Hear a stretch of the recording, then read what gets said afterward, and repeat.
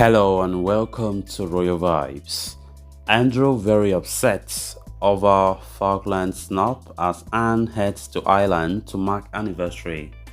The sideline Prince Andrew was reportedly unhappy over being ditched for the memorial, which marks the 40th anniversary for the Falklands, in place for his older sister, Princess Anne.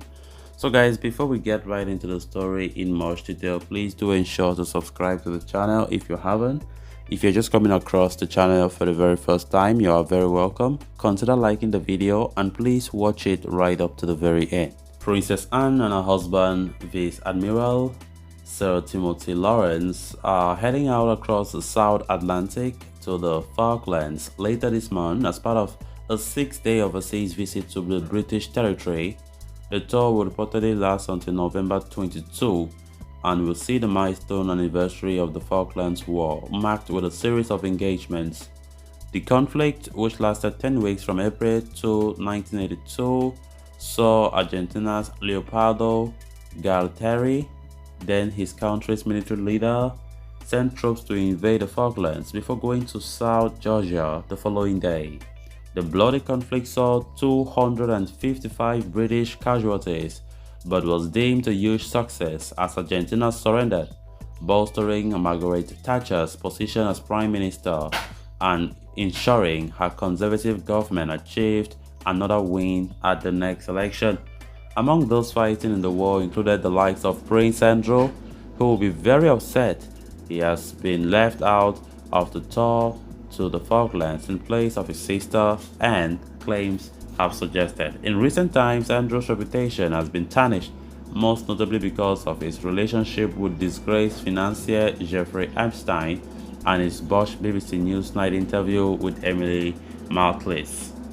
This month, royal author Phil Dampier claimed in an interview with Mail Online that Andrew will be seriously hurt by the decision to leave him out of the Falklands trip, the royal under the impression that his efforts during the war should warrant a place to mark the Ruby anniversary.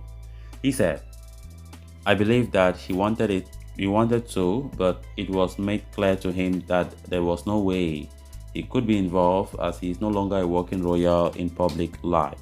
Because he is now a disgrace following the Jeffrey Epstein scandal, people forget that Andrew returned from the South Atlantic a hero. He put his life in the line, flying helicopters as a decoy to Exocet missiles, which were causing immense damage to the British fleet."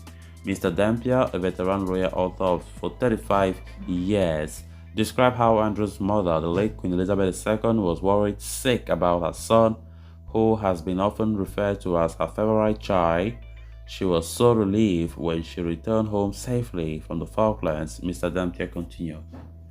He added that, in fact, when he came back to the Portsmouth with famously a rose between his teeth, his parents were there to greet him, but also his sister, Princess Anne, so it's even more poignant that she is going down there. "I'm sure Princess Anne, will feel sorry for Andrew, but the King and the Princess of Wales and the Prince of Wales have made it clear that there's no way back for him, at least in the near future. Whether some sort of role with charity or cause can be found at a later date, only time will tell. But missing out on Falklands events will really rile him."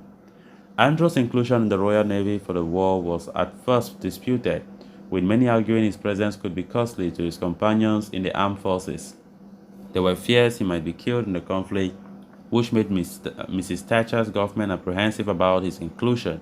There was talk in her cabinet that Andrew may be better suited to holding the desk job instead as the war began.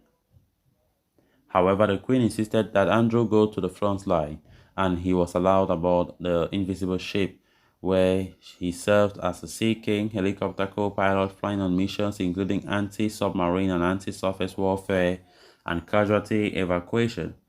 At the war's conclusion, the Queen and her husband Prince Philip both visited Portsmouth, where Invisible docked after the war was concluded, to welcome the son and his comrades back to Britain. In the years that followed, it emerged Andrew's life was in danger, with the Argentine military government reportedly plotting to assassinate the royal on Mustek in July 1982. Remaining with Invisible until 1983, Andrew's career in the military is often reflected on positively. Among those praising the Royal previously was Commander Nigel Ward, who in his 1992 memoir Sea Harrier over the Falklands said Andrew was an excellent pilot and a very promising officer. So guys, with that we have come to an end of this episode. Thanks a lot for watching. Until next time, bye for now.